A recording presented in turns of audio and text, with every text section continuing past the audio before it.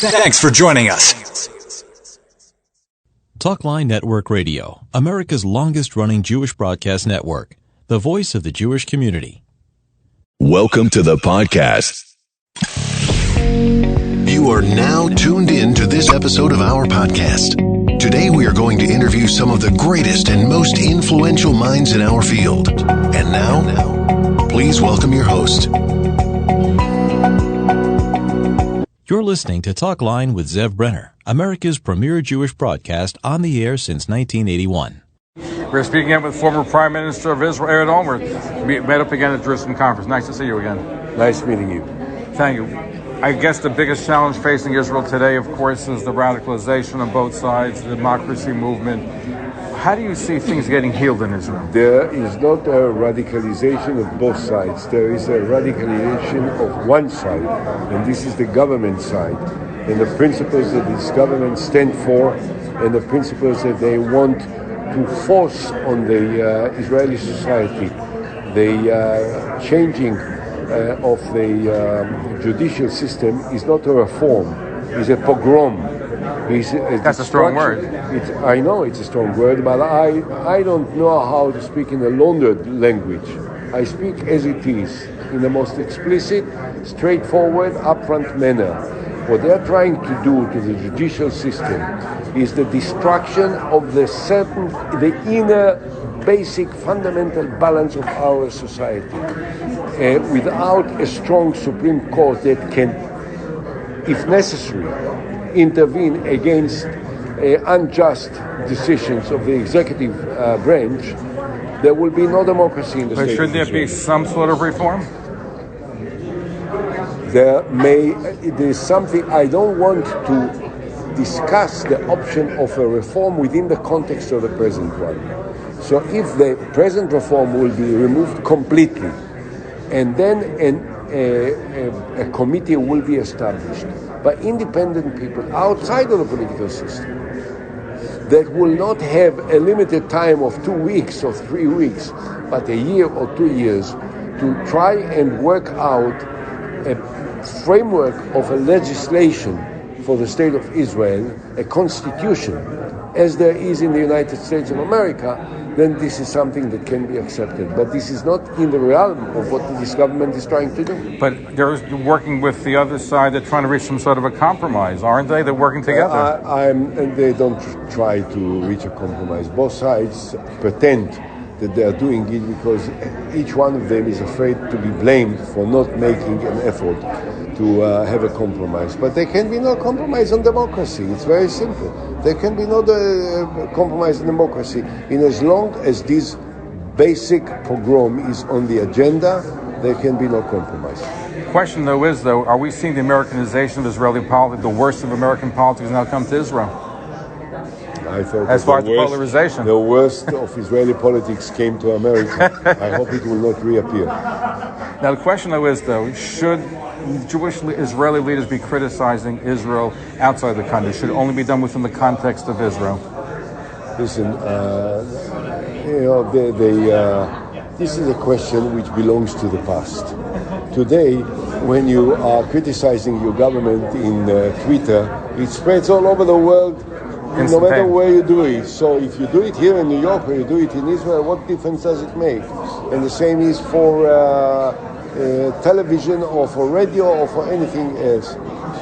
You have to say what needs to be said in order to change things to the positive. Whether you say it here or you say it there.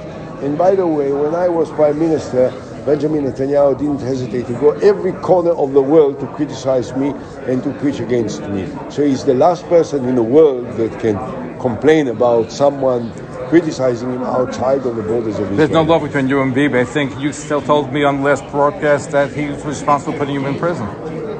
Look, there is no love lost between me and Netanyahu. There never was. We were never friends. We were cooperating to a certain degree in politics because we were in the same party and we had different roles. He was a minister, I was a minister, so we cooperated. But I never really respected the depth of his thinking, nor did I respect the lack of ingenuity in his attitude. And the fact remains is that, for instance, Netanyahu voted in favor of the disengagement in 2005 and then left the Likud, left the coalition and criticized the government for something that he supported. And now he is preaching all the time that he was the biggest fighter against the disengagement for which he voted. So, I don't like him. It's true, but I don't trust him. Now, the question I have for you, though, is there's such anger on all sides, and we see the demonstrations, violent. How do we tone down the rhetoric? I understand people are passionate. I understand them. But how do we tone it down? Because it's not good for all of us, this hatred. The demonstrations and the protest is not violent, not at all. I participate in each and every one of the demonstrations in Tel Aviv every Saturday night. There wasn't one event of violence of any kind. The truth remains is that the ministers in the cabinet were criticizing the Israeli pilots and the biggest heroes of the state of Israel and said that they should be thrown to hell. To say about the pilots that are fighting, even now volunteer to fight on a regular basis and really save the lives of Israelis, to say that they should go to hell, this is violence. But I think there's rhetoric on all sides that are terrible. Not the same. There's terrible rhetoric. No, listen. You know who called the Prime Minister a liar and a son of a liar? Who? Minister Smotrich, his closest partner. So don't talk to me about violence. There is no violence on our side. You've missed being Prime Minister? Pardon? You miss being Prime Minister?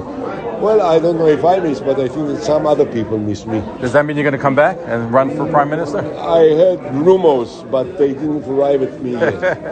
Thank you. Thank you.